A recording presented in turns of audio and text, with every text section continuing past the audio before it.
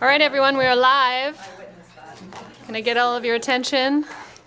Welcome back to the open portion of our regular board meeting today. I'll start again with recognizing that we are on the unceded territories of the Cowichan, Malahat, Subasat, Halalt, Penelakut, Staminas, Layaxan, Pauquachin, Dididot, and Patchidot nations. We're grateful for their years and years of stewardship. Welcome to the gallery. I send my most sincere apology for the delay. We had some very important work to do in closed. So I thank you for your patience. And Mr. Robbins, where do we go from here? Just give me one moment, Chair, while I work on some technical things here. Oh.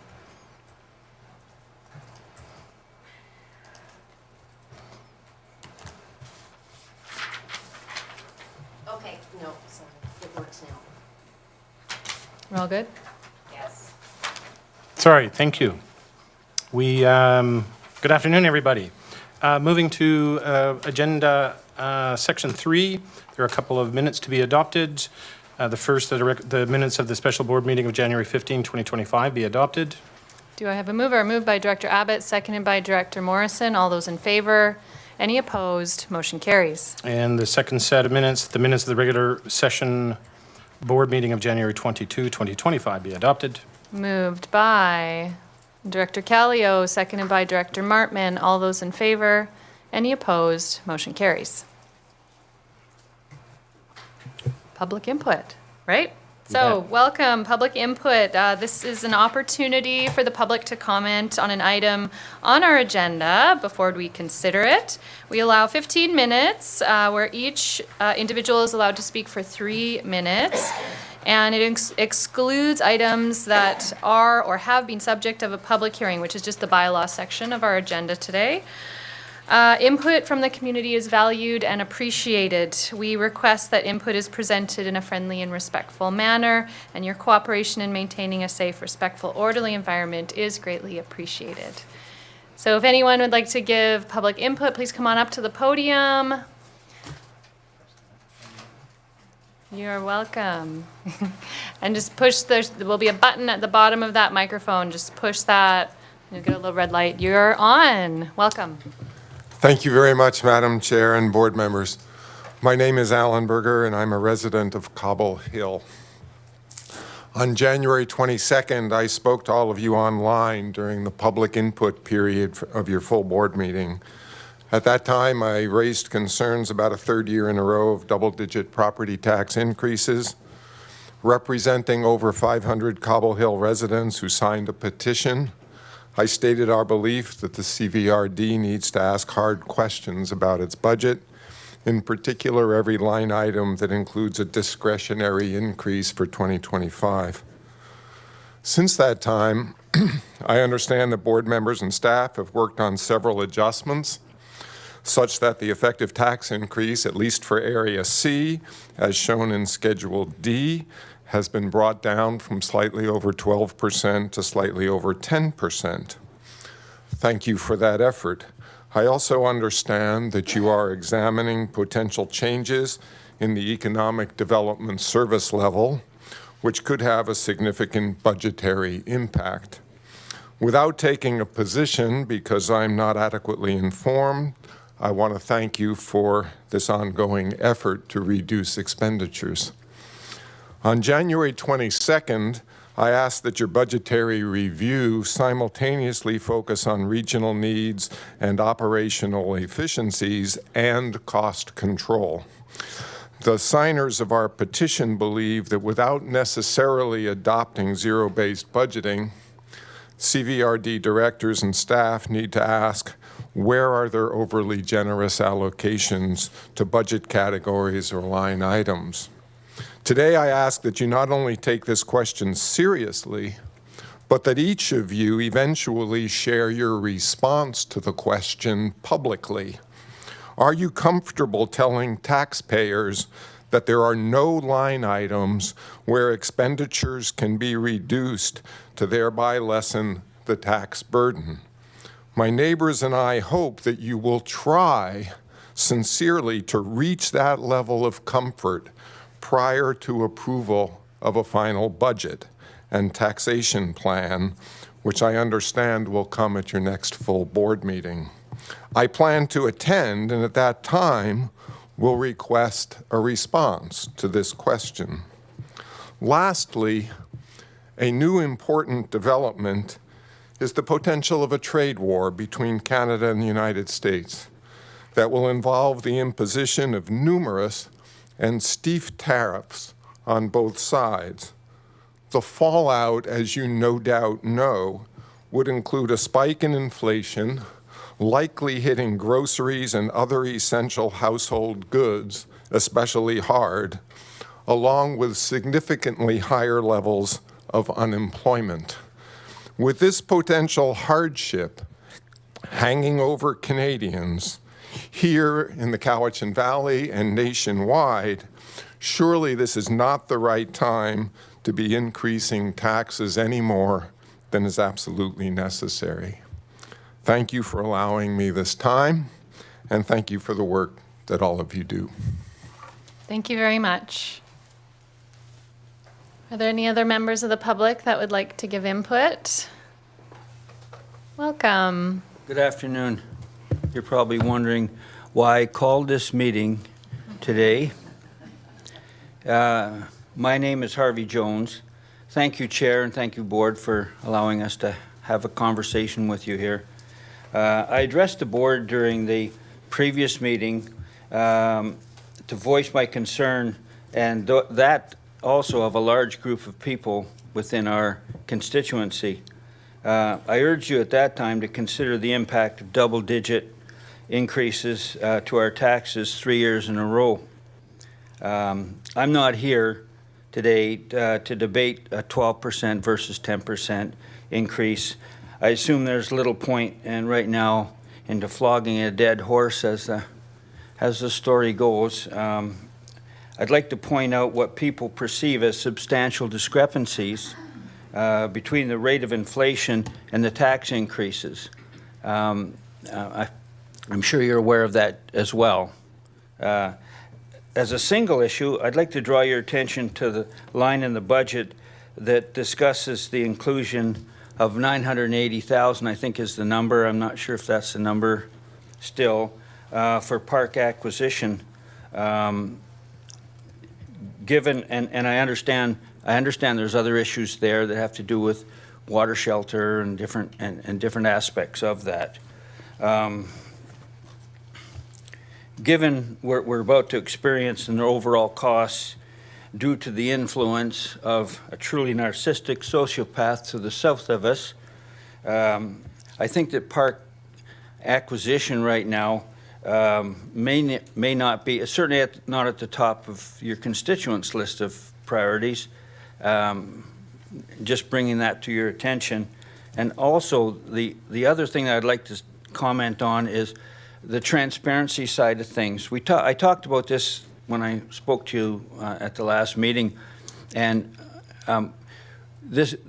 we don't come here to have a nagging, bitching session with you guys. It's you do what you do and in an efficient manner, and it's very difficult for you to do what you do, to come to the conclusions that you come to. I just think that from the perspective of the constituents, the people in the areas that you govern, it would be in everybody's best interest, especially yours, if there was more transparency, if we understood. It's one thing to say the tax increase has to be 11.7 or 12 or 10 or whatever it needs to be, and it may need to be there. We're not assuming that it doesn't need to be there. We would just, as residents, we'd be really we would like to know why those numbers are there. Some transparency with the public, with the people that are within your governance. I just think it would go a long way for residents to understand what you actually go through to come up with what you come up with your numbers. I really don't understand how those numbers come about, and if that was one of the issues that we could understand that, okay, these are the lines. This is why we do. This is what we had to do. This is what we do. It'd go a long way. It would go a long way. Thank you for your time. Thank you so much. Any other members of the public that would like to provide input? Welcome. Your microphone's already on. Not quite that tall, even with these shoes on. Hi, folks. My name is Kathy Robertson. I'm the general manager of Community Futures Cowichan. We've been around for about 36 years. We're a business development organization. And respectfully, we're here to just talk about the EDC and just share that we fully support it in some form or another. I understand it's up for discussion today. And actually, the EDC was a creation of Community Futures probably 20, 25 years ago, and we incubated it. And as it got to be successful and it needed proper structure, it was transferred to the CVRD. And we believe overall they do good work and there's value in what they do. Anecdotally, I'm a part of a network. There's 34 of us around the province, and I often talk to my colleagues, and I can share that the one thing we all struggle that's now become an economic development issue, which I know everyone around this table is familiar with, is workforce and housing. And I always feel grateful when I can say to my peers, we work next door to Economic Development Cowichan, and with the resources they have, those are true priorities. And it's nice to see there's resources there to do that, because it does have major impacts on our economy. And those are hard nuts to crack. And they're taking the efforts to get organized and look after them, of course, with your support and lots of folks' support. So it's meaningful work, and we look favorably in some way the EDC continues to be funded. Thank you. Thank you very much. Anyone else? We have a few more minutes. No? Okay. Mr. Robbins, thank you so much. Moving through your agenda, unfortunately, your delegation couldn't attend with you this afternoon, and their delegation is being rescheduled. So we'll move to Section 10, your committee commission reports. CR1 is a report and recommendations of the Cowichan Lake Recreation Commission meeting of January 27, 2025. I did put you on, push it again, Director Morrison. Director Morrison. Thank you, Chair. Your Cowichan Lake Recreation Commission reports as of our January 27th, 2025 meeting that it be recommended to the board that CVRD enter into a lease agreement with Heather Campbell for the Missachi Lake Hall Post Office, 9315 South Shore Road, Missachi Lake, BC, commencing immediately from the previous tenant in the sum of $177.26 per month, plus applicable taxes, until May 31, 2025. Thereafter, the remaining financial terms as outlined in the agreement. And two, that it be recommended to the board that the Cowichan Lake Community Hall Advisory Committee be dissolved. I move those items. Moved, seconded by Director Abbott. Any discussion? Call the question. All those in favor? Any opposed? Motion carries. Thank you, Director Morrison. Mr. Robbins. Director Douglas will walk you through the recommendation from the Committee of the Whole meeting of January 22nd, 2025. Director Douglas, go ahead. Your Committee of the Whole reports and recommends the board meeting of February 12, 2025 that the $10,000 2024 contribution to the Vancouver Island University Agricultural Program Development Project, based upon completion of the terms and conditions of the contribution agreement, be released. So I'll move that. Moved, seconded by Director Martman. Any discussion? I'll call the question. All those in favor? Any opposed? Motion carries. There is no report from the Committee of the Whole earlier today, so you go to CR4 for Director Morrison. There are recommendations for the board as a whole and recommendations specifically for electoral area directors only. Go ahead, Director Morrison. Thank you, Chair. From our meeting of February the 5th, these are for all directors. We have C1, C2, C3, R2, and R3, and I would ask if any would like any of those items pulled. Seeing not, I move those items. Moved by Director Morrison, seconded by Director Abbott. Any discussion? All those in favor? Any opposed? Motion carries. For electoral area directors only, and it is one item. It is R1, and it's in regards to application RZ24A02, and there's a whole bunch of numbers and digits and letters to follow, and it has been published, so I would move that item in its entirety. Moved by Director Morrison, seconded by Director Wilson. Any discussion? Seeing none, I'll call the question. All those in favor? Any opposed? Motion carries. That concludes my report. Mr. Robbins. Moving to section 12 of your agenda, the staff reports. SR1 is the report from the Chief Financial Officer of the Finance Division with regards to public feedback on the 2025 budget. Ms. Bowen, welcome. I don't even think I have to. Mic's on. So the report's in front of you just for information. This is regards to the 4 open houses that we had at the beginning of January. We had a pretty good turnout. We did have one where we only had 2 people come to and that seems to be a consistent with history that we don't have great turnout for that one particular open house. We have heard feedback at all of them. Many different topics were discussed, not just budget, but they had lots of other questions because we had directors and staff there. And they've asked us to maybe do more than just online for advertising next year, because if we decide to do it again, because a lot of people don't look there, so we would look for a different way, and maybe not always have them in the evenings, do some daytimes, maybe Saturdays, and kind of spread out a bit more throughout the community and that, so for information.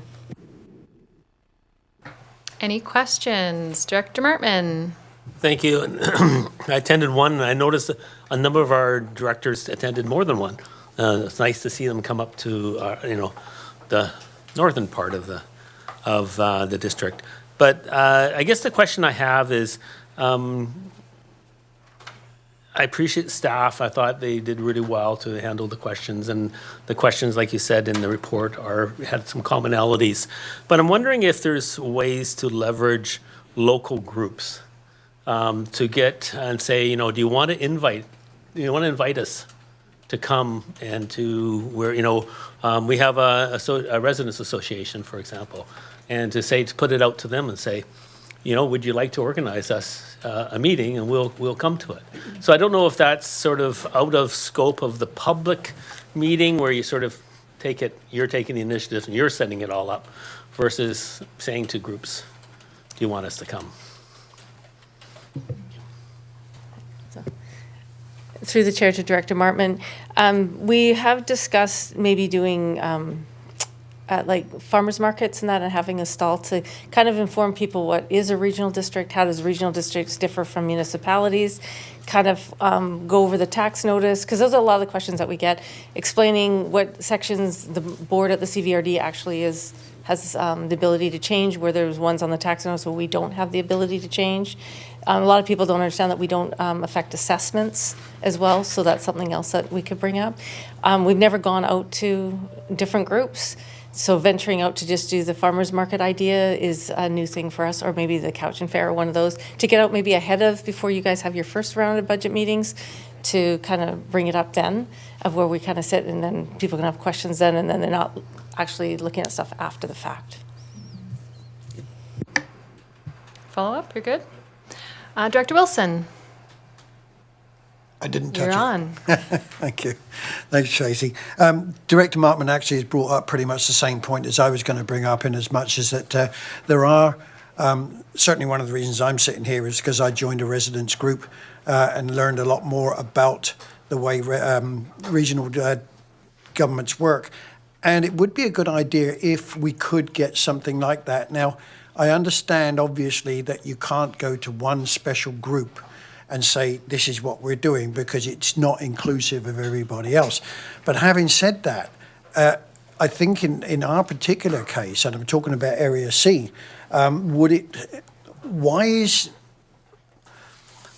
there was an application for a delegation to come and ask questions of the budget, which was turned down because it was said the public meetings, the open houses, were the places for those questions. I kind of disagree with that in as much as by asking questions or coming here as a delegation, you get far greater coverage. So is there any chance that we can alter that to say, if you want to come as a delegation and present on your behalf of your local area, can we look into doing something like that? It's nothing specialized, but it would spread the word further, as far as I know. I think Ms. Miles Wilson left staff. There you go. Hello.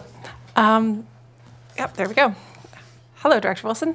In response to the director's question, this year we've had delegations. We had special budget meetings set up at the beginning of the process, and so the timing of the delegations we actually put it the day before, so you had more time to consider the input that you were receiving from that delegation, rather than actually scheduling it for the special budget day itself. So it's a bit of a balancing act. We try to make sure we have a good balance to the agenda, and also I think the intent this year was to give a bit of extra time rather than receiving input and having 20 minutes to jump into a budget discussion. You actually had a period of time to consider that input. So that was our kind of how staff were managing that this year. But there's all sorts of things we could do. I mean, we could set up special meetings for public input. Patrick and I, Mr. Robbins and I have had these discussions about how to kind of make sure that you get that input at the right time in the budget process.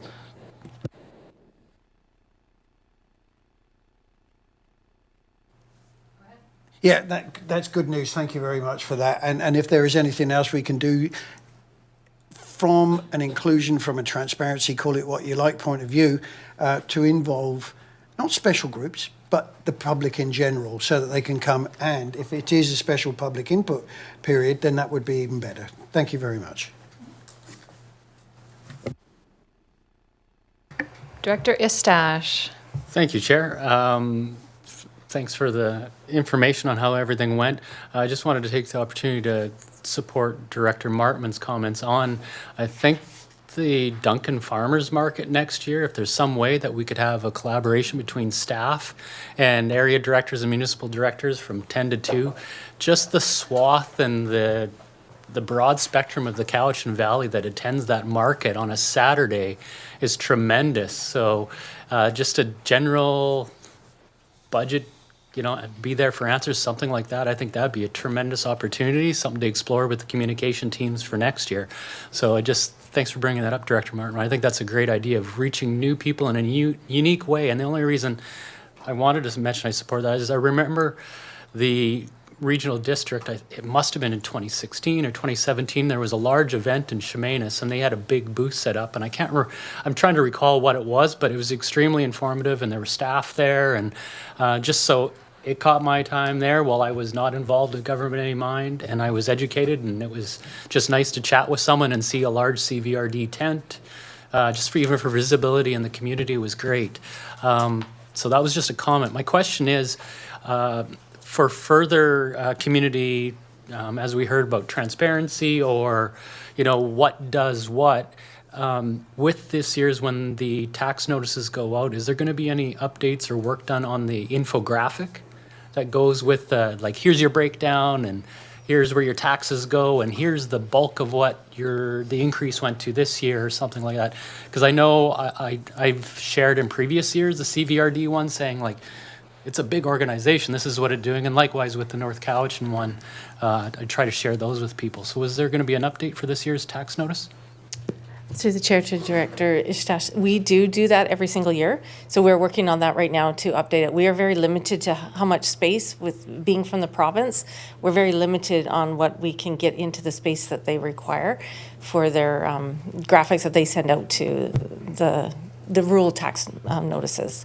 So it's a little bit different, and we do send those to each of the municipalities that are within us so that you guys get a copy of that to have either on your website or that they can get it. All of ours are on our website. So we get a letter from the chair. We put up all the information about a lot of the graphics that are schedules that are on the website are also on these notices that went out.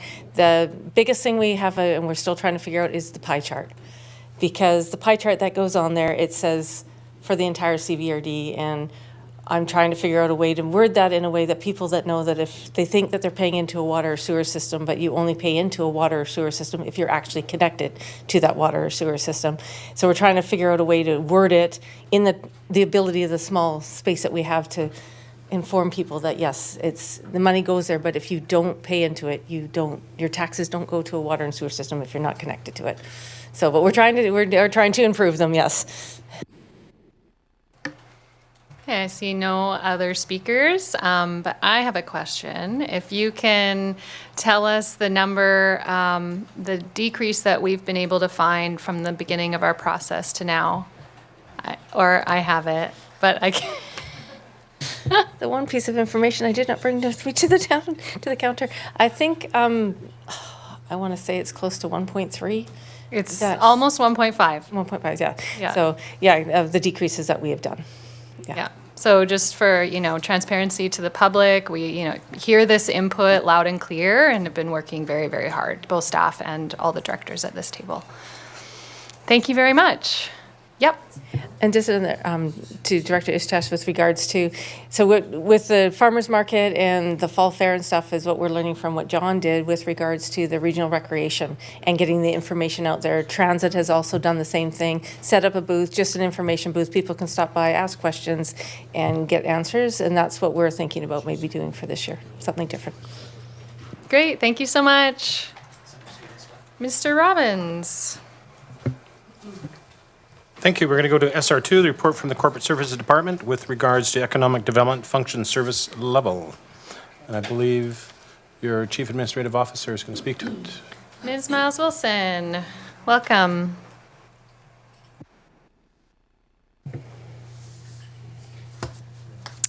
Good afternoon, directors. So the report in front of you is for direction and provides some analysis from staff around some options should you wish to consider adjusting the level of service for economic development Cowichan. I'll just make some introductory comments, and I'm sure there's some discussion and some questions that might be able to assist with. But I wanted to make an opening statement about when we entered into the budget process, we were entering into it to maintain our level of service. But we recognized early on that there was an interest to take a look at some of the functions. And so we've, as the chair has mentioned, we've done a lot to lean out budgets and really come in at a number that that you will be comfortable with. But this item here regarding the level of service is in front of you today to consider how you would like to proceed. Economic Development Cowichan have been operating under a board-approved strategic plan since 2018, and so they've been going through a process more recently of community consultation and stakeholder input to create an updated version of a strategic plan, which is not yet complete, but is in the progress of being completed. So I'll make that point. And I'll also highlight, and we can further discuss this if you wish, around the options in front of you and the notion of doing a service review. And so one of the options is status quo. The other two options are related to a reduction in the level of service. And then the third option is around elimination of the service. Staff are recommending, should you want to alter the level of service, that you do proceed with a service review so that we can consider the workload and the items that department or division is working on, and how we would ensure that your strategic plan priorities are still accomplished, and how we would distribute some of that work throughout the organization or maintain it within that department. So those are just some opening thoughts regarding this, and I'm here to help guide through the discussion and answer questions. Thank you. So I'd like to start us off just with a few words. I think, this discussion can be complex. I know across our board we have a variety of perspectives. But one thing I think that's united really all Canadians across the country, and that we're all acutely aware of, is our shifting economic conditions and the new pressures we have with tariff threats coming from the south. each option in this report, offers a different path, and I think it's our task to weigh them very carefully. And rather than focusing maybe solely on maintaining or reducing a service, we have a chance to really think about what's working well, what could be improved, and how we can make the best use of our resources moving forward. So I really encourage all of us to really focus on what will serve our region best in the long run. I look forward to hearing all of your thoughts. And just a note, I want to make sure there's time for questions so everyone's really clear before we get a motion on the table. So with that, I will open up for questions. Director Deck. Thank you. Also, I echo the concerns about the financial insecurities we face. Thank you to the input and yourself, Chair. So I believe that it's important to have the expertise and the connections that come from the Economic Development Department to buffer us as much as they can from these insecurities. I also think that the staff outside of the Economic Development Department are working very, very hard. They have a big work plan of their own. So I think I would like to not burden them with more work. And then finally, I think that in our strategic plan, economic development we saw as important. And I feel like if we don't change it, that just allows people to have a belief in us that we believe, along with all the other strategic priorities we have, we believe in economic development as well. Thank you. Director Wilson. Thank you, Chair. Yeah, there's two quotations I want to make here. One was from the first, one of the presenters at the public input, from, I think it was Community Futures Cowichan, who said that they support EDC in some form or another. And that's quite a telling phrase, actually, because I agree, we need some form of economic development, but in its present form, I don't believe it's doing what we asked it to do. So I will probably be looking towards option 2. But I'm going to make another look at another quotation. And this is about taxes and how much things are costing, any effort that we can make to bring those costs down. And this other one is, and I'm sure the director who said this will recognize it when I read it. It's easy to lose sight of how a smaller amount of money can make such a big difference in a person's life.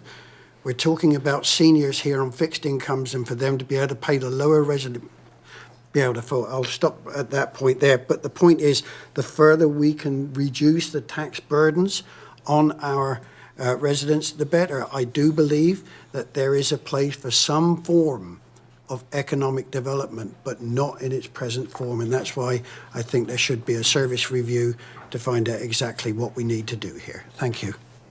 Thank you. I'm going to go online to Director Justice so I don't forget about him. Thank you. Can you hear me, or am I blasting your eardrums out again? No, you're good. We figured out the volume. All right, great. Thanks. So I guess in sum, I would say that I think it would be very short-sighted to not invest in economic development. And I would say particularly on this island at this particular time in history. I just think of how unique and in some ways precarious the situation is here in Cowichan, and how the economic world is changing quickly around us. The chair has mentioned this briefly, but I just look at our situation here. We're a growing population, but one that's aging even faster. We're stuck between two other larger populations. We have a long historic reliance on the forestry industry that's now facing existential threats. We have a tourism industry that's dependent on our ability to promote it to a large degree. We need to find ways of adapting our economy to climate change, but also growing disparity in wealth distribution. There's a bright side, a growing potential of creating and leveraging Indigenous partnerships. We're also seeing out in the world and here a growing potential for remote work, and there are countries out there competing for digital nomads with visa programs. And I guess we also, as mentioned already by a couple of people, have a hostile neighbor to the south. It's promising us some good economic uncertainty and also making clear the growing need for ensuring food security and supporting local agriculture. So to me, it just seems that we need all the possible tools to help us adapt strategically and to be as nimble and resilient as possible as a region. And so I think our investment in regional economic development is absolutely critical at this time. And by the way, North Cowichan isn't looking at cutting back on economic development. In fact, we're ramping it up at this time for the exact reasons that I'm relaying here. The other thing that I really want to say is that I'm not saying that we're doing it necessarily as well as we could, or that we could not do it better. And I would absolutely be in favor of some very hard navel gazing, service review, and evaluation. But I would also say not a service review and evaluation predicated on a choice between either winding the program down or eliminating the program, but rather one aimed at providing some real serious leadership and guidance so we can make the service work for us in the ways that we need it to. So I actually don't find that I support any of the three options provided to us, but would really much prefer to see a fourth option, which is a full evaluation and review done before we decide on winding down the service in whole or in part. In other words, even if we aren't going to make a change, I'd like to see that evaluation and service review so that we can actually make this thing as good as we possibly can. I mean, I asked myself, thinking about this, why would we make such a significant decision with virtually no evidence of effectiveness one way or the other, without even consulting with the organizations like Community Futures and other business organizations that might be actually in a much better place to judge the value of economic development Cowichan and the directions it could improve on, then certainly I am, and I imagine most board members are. So it just seems irrational to proceed in that way. But I'll leave it there for now. Thanks. Thank you. I'm wondering if perhaps Ms. Miles-Wilson could just clarify what the service review within option 1 includes. Just because Director Justice suggested an option 4, but I think option 1 includes a service review.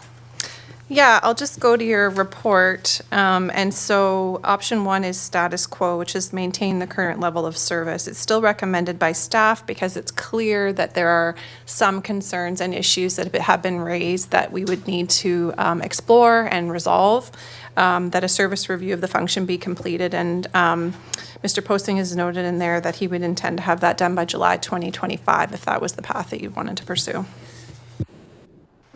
And that service review is to wind it down, wind it up, see what's working, see what's not working. Like, what's the intent there? Okay, so I'll speak to that. So the option 1, and I think it really what we want to kind of try to help understand or get direction on today is the level of service that moving away from today that you'd like to maintain for this service. And so if option 1 is selected, it is kind of signaling that you'd like to maintain the service at that level. But in doing the service review, you may want to refocus or pivot that service. But it's not necessarily speaking to the level of service at that point, I guess if that makes sense. If you were looking at option 2, we're still recommending that a service review be done, but that would be a significant reduction in the level of service that you'd be signaling, and so we would be moving forwards with that option, if that helps clarify. Okay. Director Istash. Thanks, Chair. Some thoughts on it from the perspective of tying on what Director Wilson said. Is definitely a lot of pragmatism and financial responsibility. And as our electoral directors here wear the hat of saying, constantly speaking, I need to speak on behalf of my constituents, likewise at North Couch, and I need to speak on wearing that, where I'm trying to mitigate both CVRD requisition and manage those double-digit increases, while at North Couch as well we're witnessing double-digit increases, and people continue asking to look at what efficiencies can you make, and also looking at duplication of services. So as we'd heard Director Justice speak, that North Couch in itself is endeavoring on significant and economic development works, and to that, building on that, Priorly is also reflecting on the feedback we get from the residents and businesses is, are our best interests being met, and is, are regional focuses the priority for a specific subset, or do we need a more focused area? Do people know our areas?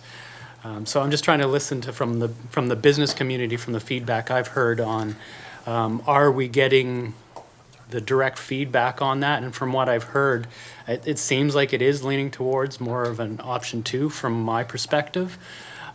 So I only have a couple quick questions right away on that. On option 2, regionally, the 3 big things that are truly regional in nature that I think of are the with our strategic priorities, we made our changes to the, I'm not sure, I can't remember the acronym, but the ODT, or the Online Destination Tax Platform, sports, tourism, and definitely making, I don't want to use the word accountability, but oversight of Tourism Cowichan, that they adequately represent the local governments and how that they're part of bringing forward like the MRDT as well. So MRDT, ODT now, because that's coming back into the scope of local government with the changes, and we're going to use that towards the housing fund.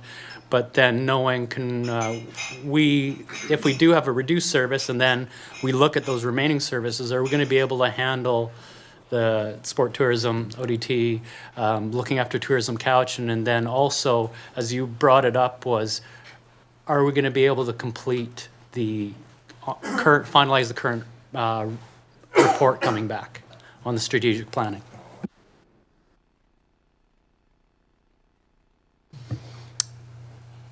Thank you for the question. I think there was a couple mixed in there. So speaking to the first point regarding, do we have the capacity for the key things that are noted right in option 2. So to that point, in a reduction of service with less horsepower to complete the work, we would have to look at, through a service, informed by a service review, we would have to look at our ability to complete all the work that's currently in the work plan for that department. Through a service review, you'd also be looking at the issues and how we explore resolving those. And so we would probably be, and I'm kind of shooting from the hip here a little bit, in that we'd be taking a look at a draft strategic plan and a service review, and kind of then prioritizing what we can accomplish at a lower level of service. I hope that answers that part of the question. Yeah, that answers it up. I'd say the word I'd say is that not level of service, of course, but I'd just say lower capacity. What can we accomplish? Yeah. We'd still be providing good quality service. It's just trying to keep a positive spin on difficult conversations. Did that answer all your questions? You had a few, but. It was just. And then on what was, if it was, say, status quo, what was the projected timeline on the ECDEV strategic plan that's being finalized?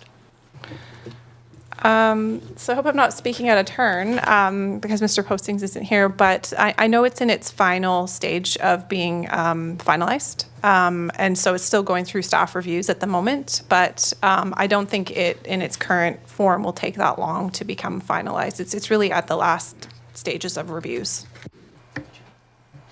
Director Abbott. Thank you, Chair. Thank you for the report. I don't want to reiterate what everybody said. So hitchhiking on a lot of the issues. I don't like the use of the word status quo. I don't think our residents want to hear status quo because status quo to me suggests that we're not doing anything differently. And your staff, Mr. Postings has recommended service review. I would hope that every line item is going through the prism of not being status quo, that a service review, option one, gives you, your team, the opportunity to perhaps move to option 2 or 3. But I don't think we should be doing something too brash today in light of everything that's been said eloquently by former directors, previous directors. So I just would encourage us not to use the word status quo and move on with service review and be, I think our residents are speaking loudly, our taxpayers are speaking loudly that they do not want to see us not look at each line item when we can. And you've done an amazing job in some fields, and this is another one that needs some serious attention. And I say this as a recipient of and a beneficiary of the good works of Economic Development and Future Corp in previous years. So thank you. So I have Director Wilson, but I feel like Director Mackay, you've already spoken, right, Director Wilson? So I'm going to do Director Mackay first. Thank you. And I think my comment is going to align pretty closely with Director Abbott's. I was leaning more towards the 2 option up until recent changes in the political landscape globally and certainly for Canada, which certainly does amplify the need for economic development, economic safety, and looking at things really, really close to home and how can we insulate ourselves. I don't know enough about economic development as we have it here to know whether or not it's doing what it needs to do. I struggle to hear tangible evidence that it's actually doing the job. And I've been listening and looking, and I'm still left wondering a little bit about that. I suppose what I would like to see happen is certainly for a review to happen, if we could keep going where we're going, or keep the program intact as it exists and incorporating the strategic plan that's going to be coming out, taking a look at how that might be suggesting of changes or giving some positive direction, but then also having it as a possibility that if upon review we realize that drastic changes need to happen or it's not doing the job it needs to be doing, or we need to be investing in something else to be making good use of our funds, then I think that needs to be an option for us as well. So willing to maintain it from my own perspective, but we need to be able to be looking at it fairly critically to make sure that we can show and demonstrate the impact that it's having for everyone. Thank you. Thank you. I'm going to go online just to mix it up a little bit to Director McClinton and then Director Morrison before Wilson. Thank you, Chair. Sorry if my voice is a little rasp. I'm dealing with a pretty good illness at the moment. I'd be in support of option 3. I don't think, we can look at 25 years of economic development. There's not much to point towards. I think that's the evidence that we need. I know there's been talk about the connectivity project that, areas in Area G were a big beneficiary of. But again, that's, I would put that more under poverty reduction or some other aspect of, rather than under economic development. I don't think this is the business of local government This is the provincial and, more importantly, the federal government's job. If there's, going to be significant impacts from tariffs, they'll be reacting like they did with COVID. I think I've still got side streets, which, I know that's the province is supposed to be plowing them, but we got people texting me that haven't had their streets plowed. We need to focus on our core services, water, fire, making sure people are safe. And if we really want to spur on economic development as a group of directors, let's talk about, light industrial that we want to develop. There's so many things that we can be doing that that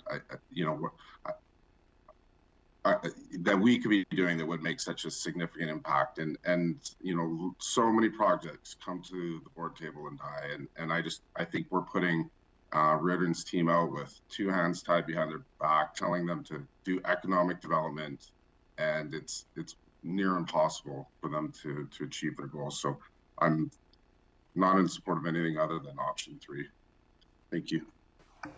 Thank you. Director Morrison. Thank you, Chair. I've got a lot to say. This is, so if ECDEV's been with us for 25 or 30 years, I've been here for more than half of that time. And I have zero complaints with the work product that's been delivered. And given the genesis of this at the sort of midpoint of a very contentious and difficult budget process, and staff following the direction to, find efficiencies, yes, this made sense. Let's have a look at whether or not, this would impact our budget significantly, and if there were any savings in this.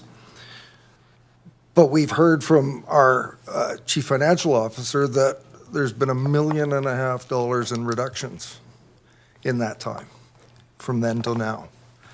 And so there's been some work done, and I look at this and I think, in the context of the from then to now, there's a new U.S. president. There is shivers going around the world as to what might happen. And we're about to put tools down if we proceed with 2 or 3. And the biggest concern, I think, in all of this is I want to make good decisions based on as much quality information as I can have to make these decisions. That's our job, is to make good decisions based on available information. And I'm feeling a lack of awareness of the consequences of doing 2 or 3, intended or otherwise, without a good solid review of the service itself. But even more importantly than the service itself, I think a review needs to include the direction that this board gives EDC. Because in my view, they've been delivering what the board has been asking them, not just this board, but previous boards. So without a completed ECDEV strategic plan and a full understanding of the consequences, intended or otherwise, I think this is premature. It's like budget cutting darts blindfolded. I think that we, for the period of time between now and July, should review this, and I heard, I think, Director Justice say some navel gazing. We should do some navel gazing, and we should think about what it is that we want from a very skilled group of people before we decide that maybe we should be reducing or cutting this service. So with that, I think that the downside risks of option 1 are, I wouldn't even say it's a downside risk. I'd say that we're going to be better positioned for any economic turmoil and our ability to respond to it if we've got the service in place while we do a full review. Thanks. Thank you. So just know we have a second round list growing. So I'm going to go to our first time speakers. So Director McGonigal, you're next. Thank you, Chair. Appreciate everyone's input. When I look around the province, I see different municipalities and regional districts doing different things within economic development, whether they do it or not. When we look at our surrounding regional district, we have municipalities who are contributing to EDCs within their own realm of avenues and contributing to a regional function. I echo Director Ishdash's concerns about double taxation. And I wonder, with the value of a regional program, whether that would be more focused on electoral areas as a sub-regional entity, as opposed to those who are already implementing that within their municipal boundaries. I look at taxation without representation, for instance. In the West, I struggle to see return on investments. I know that there was work done on the industrial land survey. Aside from that, I think that what is occurring within chambers of commerce, for instance, on developing business plans to incorporate and entice and retain those economic drivers in small communities, is something that is afforded within those local areas. If we don't look at least a service review, not only in EDC, in my opinion, but we need to look at a service review on all aspects of what we provide for our electorate. We heard the delegation or the representation in public input, and I think it's imperative, given the climate, the economic climate, not only locally, provincially, federally, but globally, that we do what we can for the people that we represent. Thank you.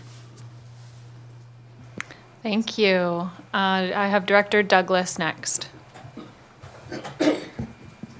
Yeah, Chair, I think most of my comments have been covered already, but I'll just question for staff with regards to option one. Just want to build on the comments earlier from Director Abbott. It's framed as status quo, but if it does include a service review, should we really be describing this as status quo, or should option one be, should we be viewing it as a service review, which obviously could potentially lead to changes? Through the chair, the reference to status quo is simply that the level of service be maintained. That's the direction. So it doesn't mean that the service stays static and we don't consider its focus areas through a service review. That's not the intention. It's just simply referring to that level of service. Yeah. Good? Okay.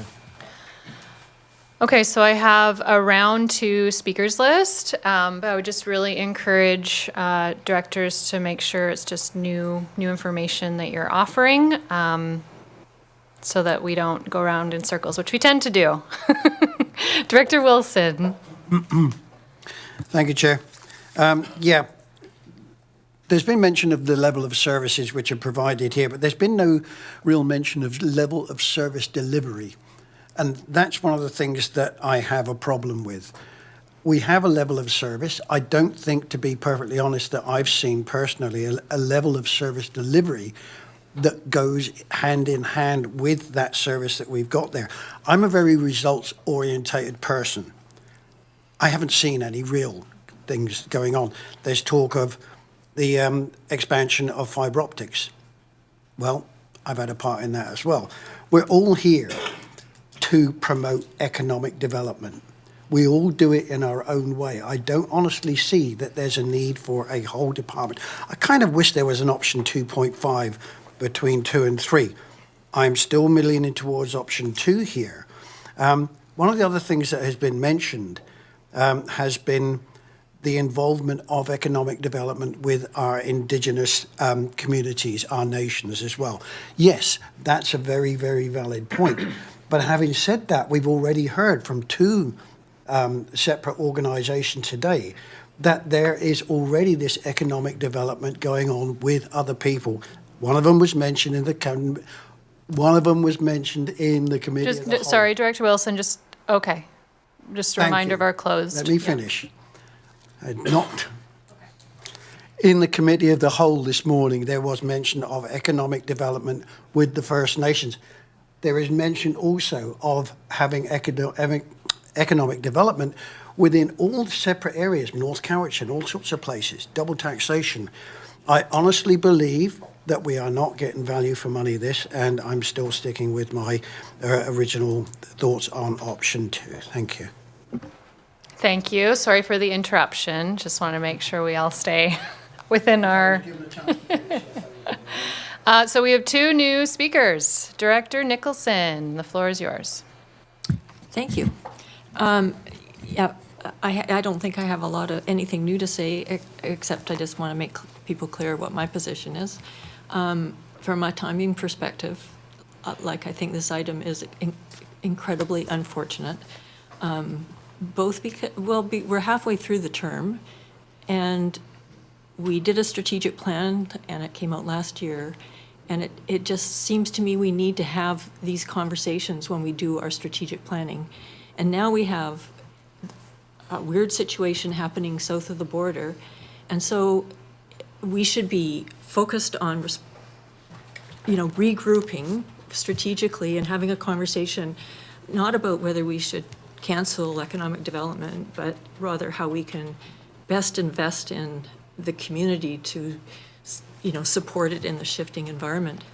And so, really linked to that is, from my perspective, the issue of agriculture and more broadly food security. We have not taken that seriously yet, and I really want to have that conversation, and I think it's linked very closely to this issue of economic development, and it's really critical, I think, for the future of this community on an island.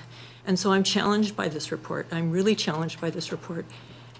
We don't have the information available to us on the impact that economic development has had for the past 5 years. And we don't have information on what they think that they should be doing in the future, their priorities that they think they should move forward with. So for that reason, I'm in favor of a good process.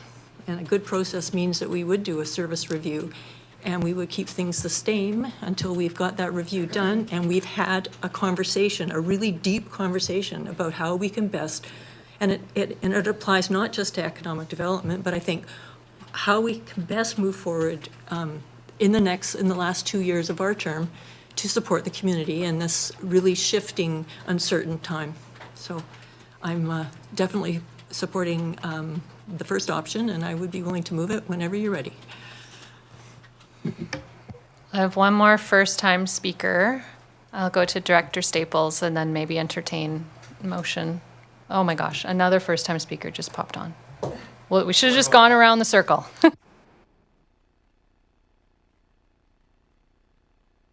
I'm still getting used to the new system myself. So, thank you. I really appreciate, hearing the perspectives of everyone, and there's valid points that everyone is making around the table. And given the fact that we haven't had a service review to fully understand, as has been said, the impacts of not only what economic development has done for our community, which I could list off a number of things, including in times that we're going into right now, which feels like a bit of a crisis time, given tariffs and given uncertainty, and given our kind of looking back into our own country and our own communities for how we actually provide, how do we provide an economy that is more internalized than it has been? And I feel like there's going to be so much work addressing that. And we have a function here that can take on that work. And so while I support option 1, I look at the timing of the July report coming back with recommendations on how we move forward and what it looks like in the future. And to just say that we may be in the middle of something, I look at it like I can compare it in a way to the pandemic response, when all of a sudden so many different, whether it was economic development, who was key in moving so many things forward for local businesses throughout the region to respond to that. They may not have been the one doing everything, but they were definitely the one part of leading all of those conversations and ensuring that those things got done.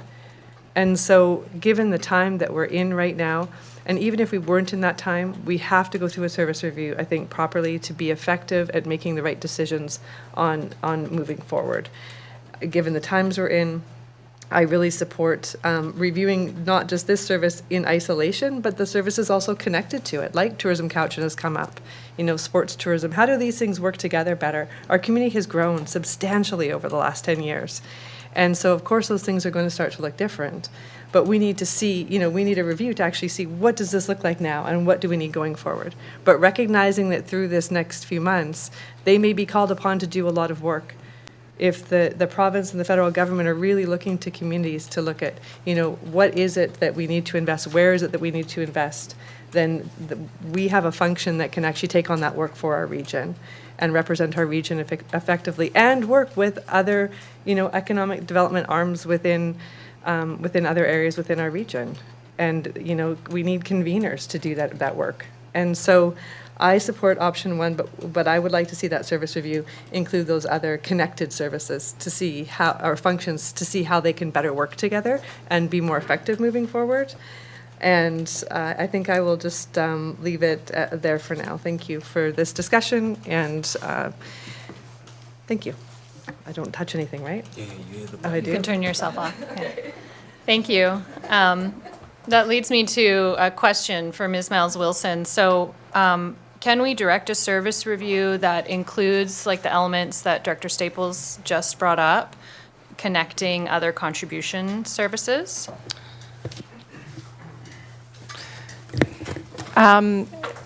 I wouldn't go so granular just yet if you are wanting to proceed with a service review, because staff would be coming back to you with a scope of that should we be proceeding, and then you'd have another opportunity to dive into that. So I've taken the notes. It's not going to be lost on us as we consider that if you do want to proceed with it.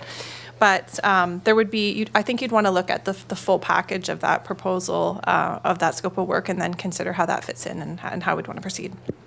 And my second question, just, listening intently to everyone around the table, is it possible to do a, option one service review that also looks at options of either maintaining current service level or what it would look like serving in a different capacity? Yeah. Yeah, I guess, is that what a service review does? Like, it might come back and say we should follow a service level of option two, or...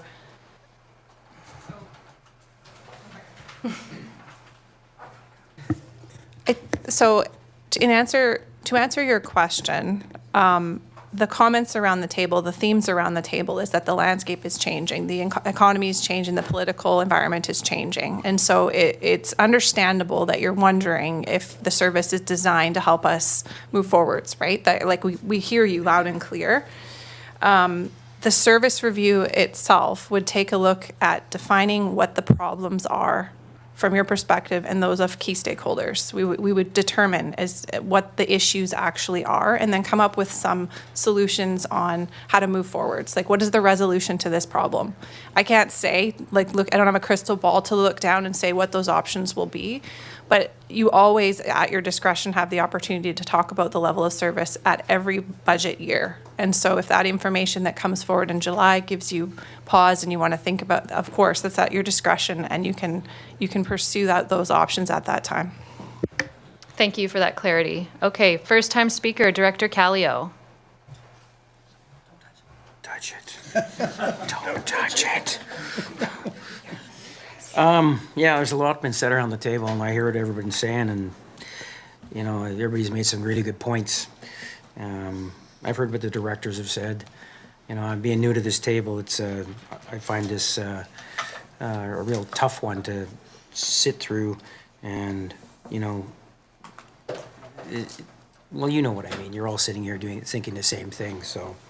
But I do believe that we need to get the best bang for our residents' buck, and it seems to me after, looking into this and doing some research and looking at it from both sides and from hearing everybody at the table, I just think, like I said, we're just not getting the best bang for our buck. And to me, I like to see option 3 or option 2. Thank you. Oh, Director Martman, your first time, right? I'm not sure. I don't think you've spoken yet. I haven't spoken. Thank you. Director Martman. You know, this is, I think I sit here with a foot in both camps, trying to weigh this, as I think others are as well. And it's really uncomfortable because we're talking about service, but ultimately we're talking about people. And I think we all care. And I think the other thing about this is it is not about work, it's about the service, and it's about, I think we need to point the finger at ourselves and about what we have expected and what we wanted out of an active department. And so I want to take that lens because I think we're also out of sync with the timing, and I totally appreciate why we're out of sync. And I mean we're out of sync because if we had this service review a year ago, we would have some information to come to a conclusion with some evidence as Director Justice puts forward. And I think others speak to the process too. But we're not there, and I do understand staff are doing their darndest, is that a loud word? To, you know, work through a budget that we can all take back and say, I think as the public input said, you know, have we looked at everything? Have we done everything? And can we go and hold our head up to our communities and say that? And, you know, I look at this and I think of what the cost is, and I look at this very carefully. $29,116 is Area H's contribution. I want to put that out on the record because that is what my community pays into this. And you know, and I'm not going to talk about what we get for it. I want to talk about this, what we pay into it. And I think my community expects that they would get commiserate for it. And can I tell them that or not? Not without some evidence. And so, you know, and I would like to tell them the evidence. And I think they would like to hear it. And if they hear no evidence, I think their direction to me would be pretty clear. And so I guess, you know, should we be doing ECDEV? Should we not be doing ECDEV? Was a decision of previous boards. And maybe it's a decision we will come to one day. But I think there's a way to get there. And I think, and maybe doing ECDEV, having a department versus dispersing it, decentralizing it too. So, you know, it's not like we all, and I think one director said, we all do ECDEV and we all are responsible. But I think we didn't get here overnight. And I would tell my people, the people in my area, we don't necessarily have to get out of this overnight either. We can do it in step by step. So as much as, again, I'm in both camps, but I think in the end, I would want evidence, I would want process. I would want staff, if they had anything to hear from me, to hear the one thing is I like to pay attention to making the best decisions with the best information. Thank you. Thank you. Director Deck, second time speaker. Go ahead.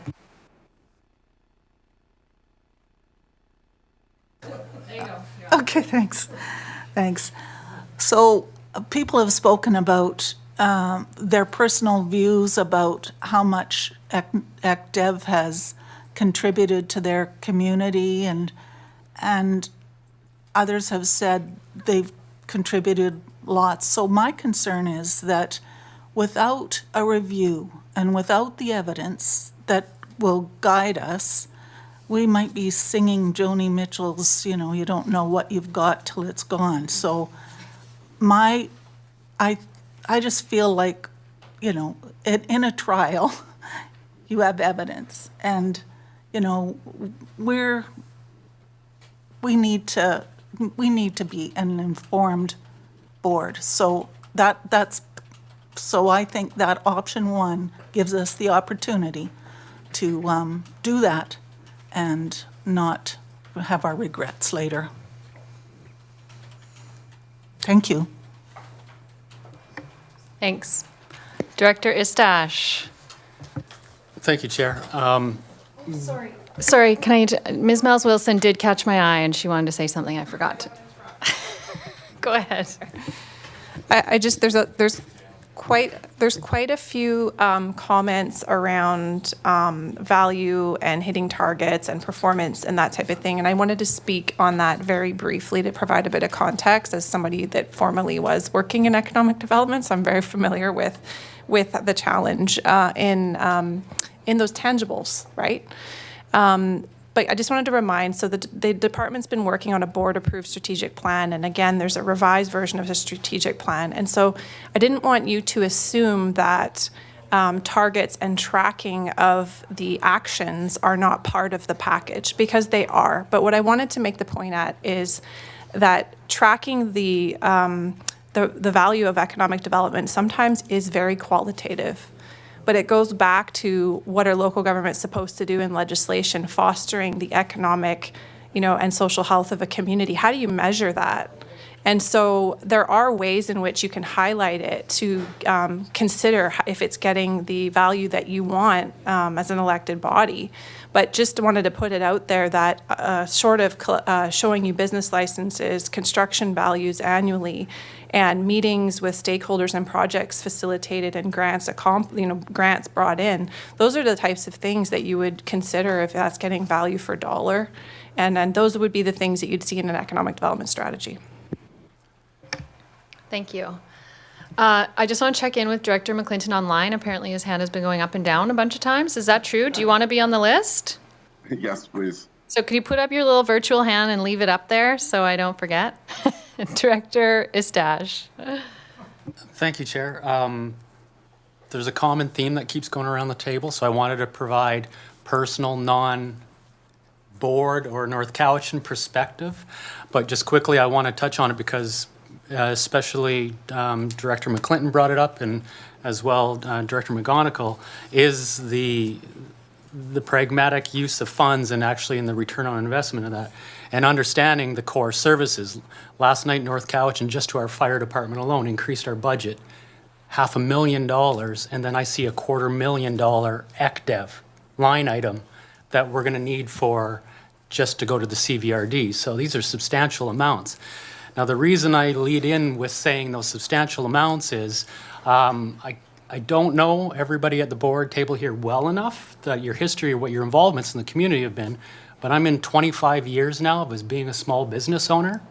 And then relative to that and to the Cowichan Valley, with our business, I went through all of COVID as an employer, but someone who also sees Community Futures, what they do, what the local BIAs do, and what the local chambers do.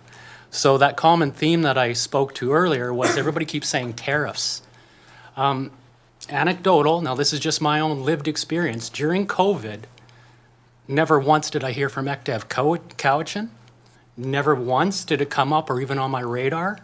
And then we're worried about how we're going to support, in personal experience, not just because Community Futures is in the room, but provincial and federal money flowed to them immediately, and they were on the ground providing supports and services and coming up with strategies how to immediately support the area. Money flowed immediately to the Duncan Cowichan Chamber and the Chemainus Chamber on to support communities immediately. The BIAs, which I was the president of, got money right away to do actions right away. As we heard, and I believe Jesse said, the province is going to step up immediately, and the money is going to get to the people that make the differences. So again, not just duplication of taxes, but duplication of services I'm concerned with. We have an amazing chamber. The Duncan Cowichan Chamber is a powerhouse, and the programs and services they offer.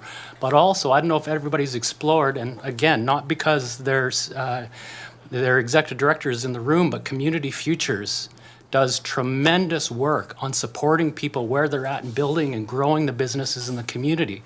So if we look at reductions in ECDEV Cowichan, we aren't going to lose services. We have tremendous services that are in the area already. I just wanted to share that as a business owner, that we have an incredible support network in the Cowichan Valley through the Duncan BIA, the Chemainus BIA, the Ladysmith Merchants Association, the Ladysmith Chamber of Commerce, the Chemainus Chamber of Commerce, and the Duncan Cowichan Chamber of Commerces. So I just want to put that out there, as there are tremendous support works that are actually active, and they have metrics that they can show of new businesses that exist and have been brought to the area, and also businesses that exist still through COVID because of the immediate works they do. So I only speak to that relative to the common term, the thoughts on tariffs that possibly could be changing or influences people's minds here. So from personal experience, the federal government, the provincial government, and the local organizations supported me, and I came out even stronger on the other side of COVID as a small business owner because of those local organizations.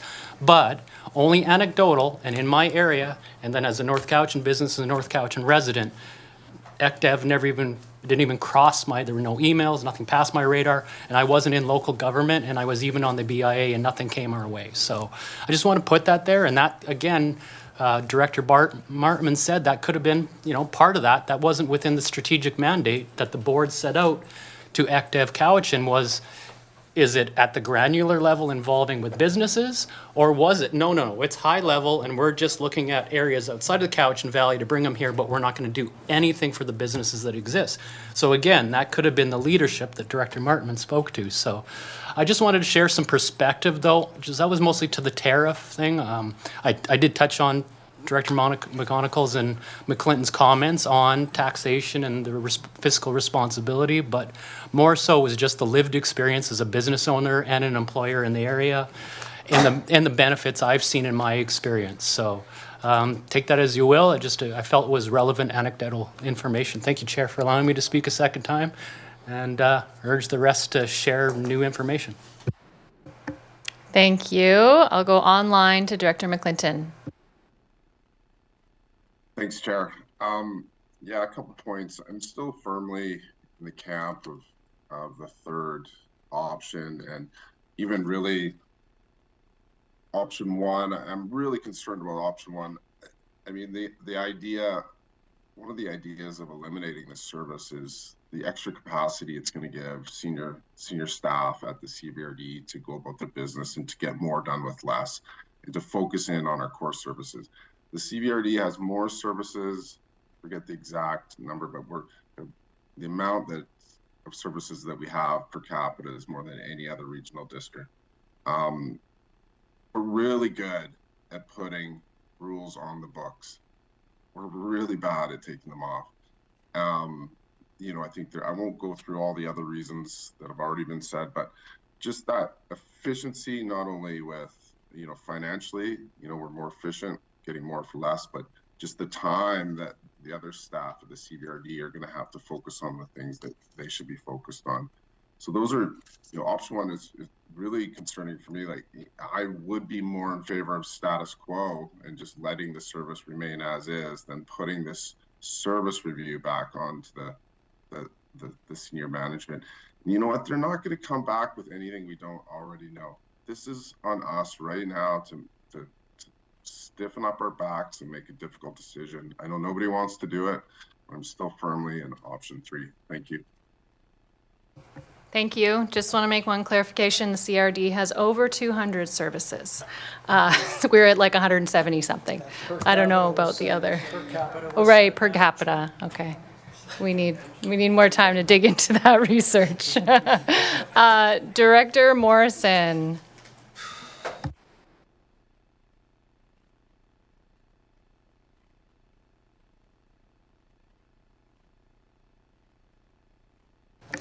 Seconded by Director Nicholson. Before you speak to it, I just want to go to our corporate officer, who's been reading Local Government Act and deciding whether this is a weighted or a one director, one vote. So can you speak to that, Mr. Robbins? Chair, I don't think we heard that online, either the move or the second. I didn't. I don't know what. I didn't hear it either. Yeah. Okay, it was moved by Director Morrison, seconded by Director Nicholson. But what was moved? Oh, option 1. Thank you. Just for the board's information, this is a weighted corporate vote. And can you just clarify for us, because some of us thought if it didn't address service level, it would be a one director, one vote. But it's anything It's a special rule under local government, and so any resolutions respecting the administration and operation of the service, other than an exception that is within the local government, those present that are entitled to vote, everybody participates in this function, so you are all entitled to vote, and has the number of votes assigned to that director under Section 196, which is just simply how votes are attributed to each of the directors. Okay, all clear? So I'll go to Director Morrison to speak to the motion. Your microphone's not on. Thank you, Chair. A lot's been said. I won't repeat other than one thing is that we have a duty and a responsibility to make decisions based on the best information available to us. And process is something that I'm keen on, and I don't want to be making decisions on the basis of partial information. So I think that the service review is key, and the savings, I'll stop there. I encourage my colleagues to support the option one. Thank you. Thank you. Director Douglas. Madam Chair, I'm wondering if staff can comment on what we would expect to see with the service review of this function. I understand the Comox Valley Regional District recently undertook a similar exercise, and I believe staff may be familiar with some of the work that was done on that project.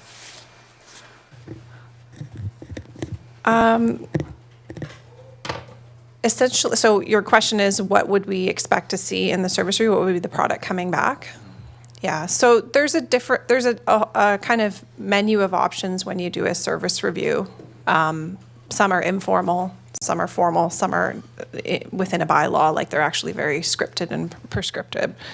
We have done a number of service reviews in this organization that you would be familiar with, that you probably have seen and reviewed and considered yourselves, right? And in all of the different, we are very familiar with doing service reviews, and you've seen a lot of those over the years. What staff are proposing is that because we want to make sure we ground truth the concerns that are being raised here, is that we would come back with a scope of work of that service review. We provide you with a variety of options, looking at our neighbors, of course, and what they've done, looking at other reviews done in economic development services across the province, and we provide you with some recommendations on how that could proceed. At the end of it, we'd be looking to address the concerns that you're raising around, I won't repeat them, we've heard you loud and clear, and to come up with some options for how we can resolve those problems moving forwards. I guess in general terms, that's what we're talking about. So scope of work would be in front of you for consideration and input at some point in the near future. Follow. And so in terms of the options that come out of that exercise, can we assume that we would have the option of either maintaining the service, winding it down, restructuring it, and taking some totally different approach? So I think it will be hard for us to have consensus on this right now from what I'm hearing. And so we would take that into consideration when we design the service review and when we develop the scope of work, which would come back, because one of the issues we're hearing is around duplication of service. So that is clearly going to be a thing that we look into through a service review. One more? Okay. Yeah, I'm almost wondering with, and I know we discussed this earlier on with regards to this item, but if we should be looking at option one as maybe a bit of a compromise. I know some of us are frustrated with the economic development function and what we've seen in terms of the delivery, and then there's others who are quite happy with the product and feel like their communities are well served. If we go with option one, we can maintain this through the course of the year, but through this service level review, we're all going to get a chance to offer our perspectives. And I know Director Deck mentioned not feeling like you have enough evidence to make a decision either way. I know Director Martin mentioned the same thing, that you're going to have difficulty having a strong opinion with your constituents either way. So that's kind of where I'm landing right now, is that this may be the compromise that addresses all of our concerns in one way or another, and that once we get the I'm not gonna say once we get the findings of the report, but once we get the scope of work, we can hopefully reach some kind of consensus in terms of what we want to see in there. And once this exercise is complete, look at the findings from that document and ideally reach a consensus around the table, or at least make a decision in a way that we're all fully informed. Thank you. And you bring up an important point that I just want to provide clarity around the option that was moved. So option 1 was moved, but in the report, it says the board may direct staff to conduct a formal service review. So I'm just looking to Director Morrison to see if that is what you meant. Will. Yes. So option 1, including the formal service review. Is that enough, Mr. Robbins? That's clear? So the motion would read that the CVRD retain the existing service levels as outlined in the draft 2025 Function 121 budget, and that staff be directed to conduct a formal service review to assess the efficiency and effectiveness of Function 121. Yeah. Okay. Thank you for that clarity. Are you good? Okay. Okay, I have no other speakers, but I will say that I support this option. I think clear and transparent process is so important to us and for us to show the public what we're doing, as well as just good change management practices. I want to ensure that we make a proper informed decision rather than just cutting and realizing later we need to rebuild. With the economic uncertainty, I hear from other directors, there's more than just our ECDev department that is supporting businesses in the Valley, but I think it's time to be strategic, to modernize our approach, and to not have any guesswork. I think coming back to Director Abbott's comment about status quo, this is not about keeping status quo. It's about getting it right before making any changes. And a review is the cleanest and most responsible path forward. So with that, I'm going to call the question. This is a weighted vote, so hold up your hand so Mr. Robbins can record. All those in, sorry, did you want to read it again? Are you okay? I'm okay. Okay. Just if we could do a roll call so that I can mark it Yep. down. Okay. All those in favor? Director Champ, which is Sierra. Director Mackay. Morrison. Abbott. Deck. Nicholson. Martman. Staples. Douglas. Justice online. And Segal. And those opposed? McGonigal. Istache. Callio. Wilson. McClinton. That captures everyone.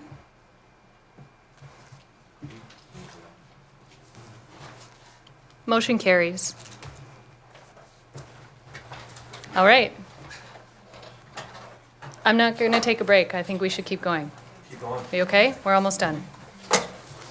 Thank you, everyone, for that. Yeah, if you really need to take a moment, you can. But thank you for all of your comments. I really appreciate. Mr. Robbins, bylaws. Moving to section 15, BEA1. Electoral area directors, the CVRD bylaw number 4592, South Cowichan zoning amendment bylaw, that's 2522 and 2528 Mill Bay Road, 2024, be granted first, second, and third reading. Moved by Director. Sorry, granted first and second reading. Moved by Director Morrison, seconded by Director Nicholson. All those in favor? Any opposed? None opposed. Motion carries. And under BEA2, that CVRD bylaw number 4616, electoral area G, Saltaire Gulf Island zoning amendment bylaw, that's 1117 Braxham Road, 2024, be granted first, second, and third reading. Moved by Director McClinton, seconded by Director Deck. All those in favor? Any opposed? Motion carries. And under BEA3, that CVRD bylaw number 4621, electoral area E, Cowichan Station Saltlam Glenora zoning amendment bylaw, that's 3725 Glenora Road, 2024, be granted first, second, and third reading. Moved by Director Nicholson, seconded by Director Champ. All those in favor? Any opposed? Motion carries. And finally, under BEA 4, that's CVRD bylaw number 4622, electoral area E, Cowichan Stations, Saltlam Glenora zoning amendment bylaw on Appaloosa Way, 2024, be granted first, second, and third reading. Moved by Director Nicholson, seconded by Director Martman. All those in favor? Any opposed? Motion carries. Moving through your agenda, section 18 are notices of motion. There are 2 notices of motion, one from Director Nicholson, one from Director Abbott. This is for your information. These will appear on the next board agenda for introduction and consideration. Thank you. Question period? Question period. Is there anyone that wants to ask a question of the chair? Yeah. Oh, thought you were just here to listen to your bylaw. Yeah. I don't know. Oh yeah, push the button at the bottom of the mic. Welcome. Please be nice. That's what Yeah. speech is, yeah. We have a development that we're working on in a growth containment area in Mill Bay, and we did the APC about a year ago, and to me it's a common sense development, and we've spent thousands of dollars on engineering to prove water management and any geotechnical issues and things like that. I'm just saying, I'm looking for more support from you guys for planning department on the workload that they are experiencing in applications like this and moving them through the process a little quicker. Because start to finish, we're at a 2-year turnaround time right now. And I've spoken to many builders and developers in the area, and they're expressing the same concern and frustrations. So on things like this, we were supposed to be at third reading today, but we're still back at 1 and 2, which is a little frustrating for us because I have a house sitting there that's ready for a family to move in, 2 families with a suite, and we're at a standstill waiting for a third reading and adoption on that. So just looking for some support. Definitely noted, and I guess really we're not supposed to receive input on that bylaw. Is that correct? For question period? I'm not familiar with if it was, He's referring to BEA 1. Is it okay that he's at question period? no, it is not. Okay, Sorry. sorry. It is inappropriate. That particular bylaw has now been scheduled for a public hearing, Yeah. and that's where comments should be directed. Okay. Yeah, so I just wanted to comment to everyone here and see if there's something we can do to work together for the future of the development in our valley. Thank you. Thank you. Mr. Robbins, where do we go from here? You're going to go recess back into closed session. Okay. Okay, now we're going to take a quick break because I need to pee. And those online, you can stay on this They WebEx? can stay here? Okay. That's fine. Thank you.